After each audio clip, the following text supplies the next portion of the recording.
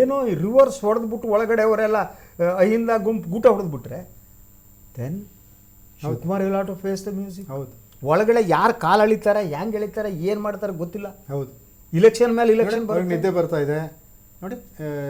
D K Shivakumar ಚಿಂತಾಕ್ರಾಂತರಾಗಿದ್ದಾರೆ, ಅಷ್ಟೊಂದು ಉತ್ಸಾಹದಲ್ಲಿ ಕಾಣ್ತಾ ಇಲ್ಲ ಪತ್ರಿಕಾಗೋಷ್ಠಿ ಉದ್ದಕ್ಕೂ. ಎಸ್, ಅವ್ರು ನಿರೀಕ್ಷೆ ಮಾಡಿರಲಿಲ್ಲ.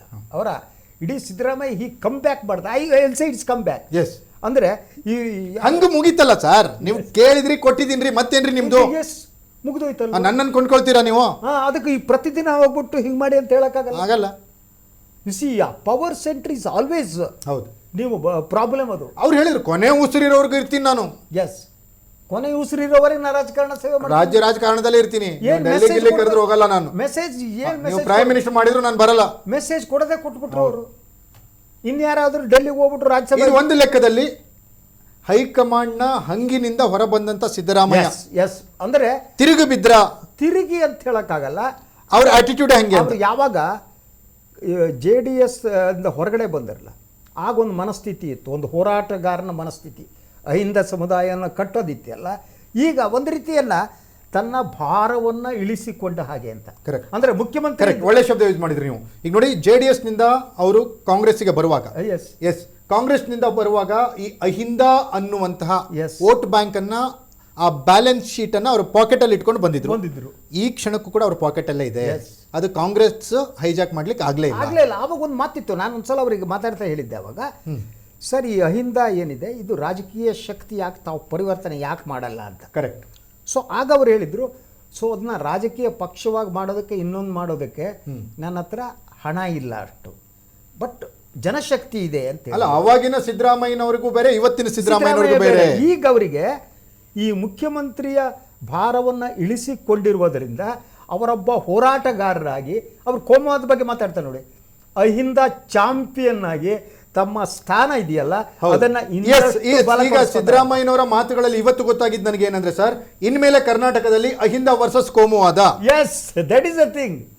ಅದು ಕಾಂಗ್ರೆಸ್ ವರ್ಸಸ್ ಬಿಜೆಪಿ ಅಲ್ವೇ ಅಲ್ಲ. ಎಲ್ಲಿವರೆಗೆ ತಿರುಗುತ್ತೆ? ಕಾಂಗ್ರೆಸ್ ವರ್ಸಸ್ ಬಿಜೆಪಿ ಅಲ್ವೇ ಅಲ್ಲ. ಅದು ಎಲ್ಲಿವರೆಗೆ ತಿರುಗುತ್ತೆ ಅಂದ್ರೆ DK ಶಿವಕುಮಾರ್ ಕೂಡ ಜಾಗೃತಿಯಿಂದ ತಮ್ಮ ಈ ಸಾಫ್ಟ್ ಹಿಂದುತ್ವವನ್ನು ಹ್ಯಾಂಡಲ್ ಮಾಡಬೇಕು. ಶಿವರಾತ್ರಿ ಮನೇಲಿ ಮಾಡ್ಕೋಬೇಕು. ಈ ವಿಲ್ ಫೇಸ್ ಕುಂಭಮೇಳಕ್ಕೆ ಹೋಗೋದಲ್ಲ, ಮನೇಲಿ ಸ್ನಾನ ಮಾಡ್ಕೋಬೇಕು. ಸೊ ಆ ಮೆಸೇಜ್ ಅನ್ನ ಕೊಟ್ಟಿದ್ದಾರೆ ಇವತ್ತು. Yes sir, S.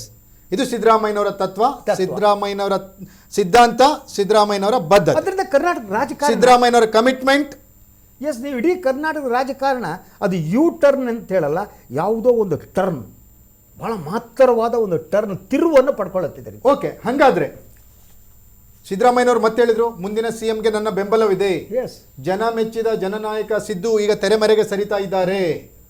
ಇಲ್ಲ, ಜನಮೆಚ್ಚಿದ ಸಿದ್ದು, ಜನನಾಯಕರಾದ ಸಿದ್ದು ಈಗ ತನ್ನ ಜನನಾಯಕ ಸ್ಥಾನವನ್ನು ಉಳಿಸಿಕೊಳ್ಳುವುದಕ್ಕಾಗಿ ಈ ಅಧಿಕಾರದ ಭಾರವನ್ನು ಇಳಿಸಿಕೊಂಡಂತ ಸಂದರ್ಭ ಇದೆಯಲ್ಲ, he will use it ಅಂತ. ಓಕೆ ಓಕೆ ಓಕೆ ಹಂಗಾದ್ರೆ ಇವತ್ತಿನ ಪತ್ರಿಕಾಗೋಷ್ಠಿಯ ನಂತರ ನನಗನ್ಸಿದ್ದೇನೆಂದ್ರೆ, DK ಶಿವಕುಮಾರ್ ಯಾಕೋ ಇಲ್ಲಿ ಮತ್ತೆ ಕಳಾಹೀನರಾದಂತೆ ಕಾಣ್ತಾ ಇದ್ದಾರೆ. ಅದೇ ಕಾಣ್ತಾ ಇದೆ. ಯಾಕೆ ಶಕ್ತಿಹೀನರಾದಂತೆ ಮತ್ತೆ ಕಾಣ್ತಾ ಇದ್ದಾರೆ? ಅದಕ್ಕೆ 2-3 ಕಾರಣ ನಾವು ಹೇಳ್ಬೋದು ಅನ್ಸುತ್ತೆ ಸರ್. ಒಂದು, ಅವರ ಹೆಸರನ್ನ ಸಿದ್ದರಾಮಯ್ಯ ಅನೌನ್ಸ್ ಮಾಡಿದಿರೋದು. ಎರಡನೇ, CLP ಬಗ್ಗೆ ಮತ್ತೆ ಮಾತಾಡಿರೋದು. ಕೇವಲ ಹೈಕಮಾಂಡ್ ತೀರ್ಮಾನ ಮಾಡುತ್ತೆ ಅಂದ್ರೆ he will be the happiest person, but he didn't say that. ಅವರು CLP ಮಾತನ್ನು ಆಡುವ ಮೂಲಕ ಪಕ್ಕದಲ್ಲಿ ಕೂತವರಿಗೆ ಶಾಸಕಾಂಗ ಪಕ್ಷದಲ್ಲಿ ನಿನಗಿಲ್ಲಪ್ಪ ಬೆಂಬಲ ಅನ್ನುವ ಒಂದು ಸಂದೇಶ ಕೊಟ್ಟಿದ್ದು. That was A shocking for him. That was A shocking for him. ಆ ಶಾಕಿಂಗು ಈ ಸಿದ್ದರಾಮಯ್ಯನವರ ನಿಗೂಢ ನಡೆಯಿಂದ ಹೈಕಮಾಂಡ್ಗೆ ಮತ್ತೆ ಪೀಕಲಾಟ ಶುರುವಾಯ್ತಾ? ಇದು ನಿಗೂಢ ಅಲ್ಲ, ಇದು ನಿಗೂಢ, ಇದು ಬಹಿರಂಗ.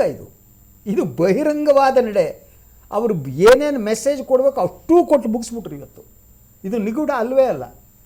ಸೊ ಶಾಸಕಾಂಗ ಪಕ್ಷದ ಬಗ್ಗೆ, ಬಹುಮತದ ಬಗ್ಗೆ ಮಾತನಾಡ್ತಾರೆ, ತಾವು ರಾಜ್ಯ ರಾಜಕಾರಣದಲ್ಲಿ ಇರ್ತೀನಿ ಅಂತಾರೆ, ಕೋಮುವಾದ ವಿರುದ್ಧ ಮಾತಾಡ್ತೀನಿ, ಹೋರಾಟ ಮಾಡ್ತೀನಿ ಅಂತಾರೆ, ನಾನೆಂತೂ ಸಿದ್ಧಾಂತ ಬಿಟ್ಟಿಲ್ಲ ಅಂತಾರೆ. ಹಾಗಾದ್ರೆ ದೊಡ್ಡಾಲಹಳ್ಳಿ ಕೆಂಪೇಗೌಡರ ಮಗ ಶಿವಕುಮಾರ್ ಎಂಬ ಹೆಸರಿನವನಾದ ನಾನು ಎನ್ನುವ ಘೋಷವಾಕ್ಯ ವಿಧಾನಸೌಧದ ಭವ್ಯ ಮೆಟ್ಟಿಲುಗಳ ಮೇಲೆ ಜೇಂಕರಿಸಲಿಕ್ಕೆ ಶಿವಕುಮಾರ್ ಇನ್ನೂ ಕಾಯಬೇಕು. ನನಗೆ ಅಂದರೆ 1-2 ದಿವಸ ಇರ್ಬೋದು, ಅಡ್ಡಿ ಆಗುತ್ತೆ ಅಂತ ನನಗನ್ಸಲ್ಲ. ಅವ್ರು ಆಗ್ಬೋದು. ಆದರೆ ಅದು ಆದ ನಂತರದ ದಾರಿ ಇದೆಯಲ್ಲ, ಅದು ಕಲ್ಲು ಮುಳ್ಳಿನ ದಾರಿ. ಅದು ಸುಲಭವಾದ ದಾರಿ ಅಲ್ವೇ ಅಲ್ಲ ಅವರಿಗೆ. ಅವ್ರ ಚಾಲೆಂಜಸ್ ಏನಿದೆ ಅವರು ಒಂದು ಏನು ಅನ್ಸುತ್ತೆ ಅಂದರೆ he can handle opposition. B J ಪಿಯನ್ನು JDS ಅನ್ನು ಹ್ಯಾಂಡಲ್ ಮಾಡ್ಬೋದು, ಆದರೆ ಈಗ ಸಿದ್ದರಾಮಯ್ಯನವರು ಫೇಸ್ ಮಾಡೋದಿದೆಯಲ್ಲ, it will be very very difficult for it. ಹೌದು, ಯಾವ ವಿಚಾರದಲ್ಲೂ ಸಿದ್ದರಾಮಯ್ಯನವ್ರನ್ನ ಕಟ್ಟಿ ಹಾಕ್ಲಿಕ್ಕೆ ಆಗಲ್ಲ, ಅಲ್ಲಿ ಆಗಲ್ಲ. ಈಗ ಭ್ರಷ್ಟಾಚಾರದ ವಿಚಾರದಲ್ಲಿ ನೀವು ಮಾತಾಡಕ್ಕಾಗಲ್ಲ, ತತ್ವ ಸಿದ್ಧಾಂತದ ಹೆಸರಿನಲ್ಲಿ ಮಾತನಾಡ್ಲಿಕ್ಕಾಗಲ್ಲ, ಅಡ್ಮಿನಿಸ್ಟ್ರೇಷನ್ ವಿಚಾರ ಇಟ್ಕೊಂಡು ಮಾತನಾಡ್ಲಿಕ್ಕಾಗಲ್ಲ. ಏನು ಗೊತ್ತಾ ನಿಮಗೆ, ಅಧಿಕಾರದಲ್ಲಿದ್ದಾಗ ಸಿದ್ದರಾಮಯ್ಯವ್ರಿಗೆ ಒಂದು ನಿಯಂತ್ರಣ ಇರ್ತಿತ್ತು. ನಿಮಗೆ ಅಧಿಕಾರ ಇಲ್ಲದಿದ್ದಾಗ ನೀವು ಆ ನಿಯಂತ್ರಣದಿಂದ ಹೊರಗೆ ಬಂದಿರ್ತೀರಿ. ನಿಯಂತ್ರಣ ಅಂದ್ರೆ ಒಂದು ಚೌಕಟ್ಟು ಇರ್ತಿತ್ತು, ಚೌಕಟ್ಟು ಮೀರಕ್ಕಾಗಲ್ಲ. ಅದಕ್ಕೊಂದು ಸ್ಥಾನ ಗೌರವ, ಬೌಂಡ್ರಿ ಇಲ್ಲ, ಸ್ಥಾನ ಗೌರವ ಇರುತ್ತೆ. ಆ ಸ್ಥಾನ ಗೌರವವನ್ನು ಮೀರಕ್ಕಾಗಲ್ಲ. ಈಗ ಅದಿಲ್ವಲ್ಲ, ಅದಿಲ್ವೇ ಇಲ್ಲ. ಈಗ ಓಪನ್ ಆಗಿ ಮೂವ್ ಮಾಡ್ಬೋದು, ಓಪನ್ ಆಗಿ ಸ್ಟೇಟ್ಮೆಂಟ್ ಕೊಡ್ಬೋದು. ಸೊ ಇದೇನಿದೆ, ಇದು ಶಿವಕುಮಾರ್ ಅವರಿಗೆ ಅವರ ದಾರಿಯನ್ನು ಇನ್ನಷ್ಟು ಕಠಿಣಗೊಳಿಸಿದೆ, ಕಗ್ಗಂಟು ಮಾಡ್ತು. Yes sir. ಪ್ರಿಯ ವೀಕ್ಷಕರಿಗೆ ಏನಾಯಿತು ಅನ್ನೋದನ್ನು ತಮಗೆ ತಲುಪಿಸೋ ಯತ್ನ ಮಾಡಿದೆ. ಮತ್ತೆ ನಾಳೆ ಬರ್ತೀವಿ. ಪ್ರತಿ ಕ್ಷಣದ ಬೆಳವಣಿಗೆ ಏನಿದೆ ಅದನ್ನು ತಮಗೆ ತಲುಪಿಸ್ತೀವಿ. ಹಾಗೆಯೇ ಸುದ್ದಿ ಅನ್ನೋದು ಇರುತ್ತಲ್ಲ, ಅದು ಕೇವಲ ಬ್ಲ್ಯಾಕ್ ಆ್ಯಂಡ್ ವೈಟ್ ಆಗಿರಲ್ಲ. ಒಂದು ಬೆಳವಣಿಗೆಯ ಹಿಂದೆ ಅದಕ್ಕೆ ಹಲವು ಶೇಡ್ಗಳಿರ್ತವೆ, ಹಲವು ಬಣ್ಣಗಳಿರ್ತವೆ. ಹಾಗೆಯೇ ಸೊ ಬಿಟ್ವೀನ್ ದ ಲೈನ್ಸ್ ಓದೋದಿರುತ್ತಲ್ಲ ರಾಜಕಾರಣದಲ್ಲಿ, ಅದು ಬಹಳ ಮುಖ್ಯವಾದ್ದು. ಮತ್ತೆ ನಾನು ಮತ್ತು ಹೇಮಂತ್ ಅವರು ಬರ್ತೀವಿ, ಮಾತನಾಡ್ತೀವಿ. ಎನಿವೆ, ಇಲ್ಲಿಯವರೆಗೆ ನಮ್ಮ ಈ ನೇರ ಪ್ರಸಾರವನ್ನು ನೋಡಿದ ನಿಮಗೆಲ್ಲ thank you very much. Thank you.